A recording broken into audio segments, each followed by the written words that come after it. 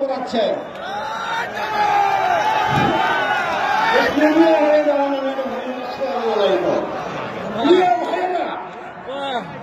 আমার কমপক্ষে 2-4 ঘন্টা সময় লাগছে। তবে এত কথা বলার সুযোগ নাই। সবাই অবাক হয়ে গেলেন, কি ব্যাপার একটা হিন্দু মানুষ জামায়াতে ইসলামী সম্মেলনে কথা বলার জন্য প্রস্তুত হয়েছে। অবাক ব্যাপার, তাই না? বাংলাদেশ জামায়াতে ইসলামী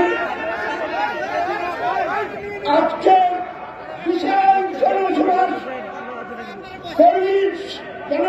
সম্মেলনে আমার শ্রদ্ধা ভাজন সম্মানিত জামায়াতে আমির জেলা ঠাকুরগাঁও সভাপতি অধ্যাপক বেলালউদ্দিন প্রধান